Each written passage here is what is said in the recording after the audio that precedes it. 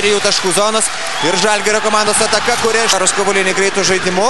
Viena greita ataka pavyko, gražus dabar derinys, visiška sumaištis dabar Kavulinio komandos baudos aikštelėje ir jie pasinaudojęs.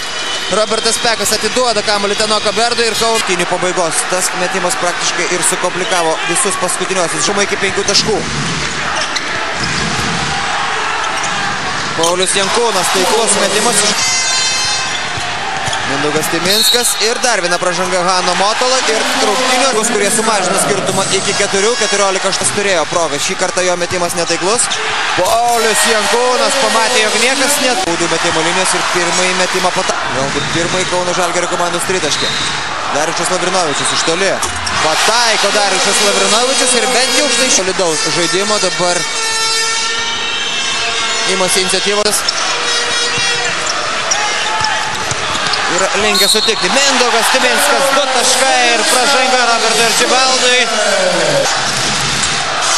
Šios dienos rungtynėse. O tuo tarpu Robertas Pekas pataiko iš 3 taškų. 16 taškų, skaitant ir pavyks rungtyniauti varžovai. Hano Motola, Timu Raniko, Markas Miličius, Alessandro Frosinis. Žalgirio komandos atakai.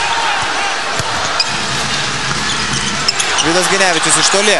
Taiklus Vido Ginevičius metimas. 12 taškų Vidas Ginevičius. Simonas Serapinas. Iš 3 taškų zonos. Taiklus Simonas Serapino metimas ir jis išlygina rezultatą šios. Ir dabar Kauno Žalgirio komandos ataka. Simonas Serapinas iš toli. Taiklus Simonas Serapino metimas ir Kauno Žalgirio komanda priekyje, kuris turėtų progą metimui.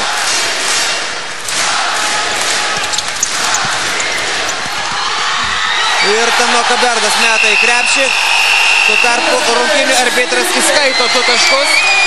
Taip, įskaito 2 taškus, kadangi besileidžiantį kamuolį krepšį numušė varžovai. Ir tai yra pratęsimas. Kauno Žalgiris tiksliai ir labai gražiai atliko paskutinę savo ataką. Be jokios abejonės Robertas Arčibaldas numušė kamuolį, kuris leidosi į krepšį tik tai. Laiko šiai atakai. Nepavyko greitai, galima pabandyti ir šiek tiek lėčiau. Martynas Andriuškevičius, tikslus perdavimas jam. Buvo, aišku, mažiausiai logiškas, tačiau galbūt vienas iš nedaugelių, kuris galėjo ir pasiteisinti, jeigu būtų pataikęs. Martynas Andriuškevičius pataiko iš Robertas Pekas. Ir Simonas Serapinas pataikė savo klaidą praėjusios atakos metu ir pataikyti.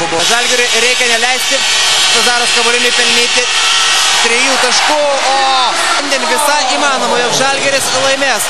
Markas Miličius prasižengia 5. kartą. Štai dar kartą jūs ekranuose. Džeimsas Penas. Džeimsas Penas nepataiko.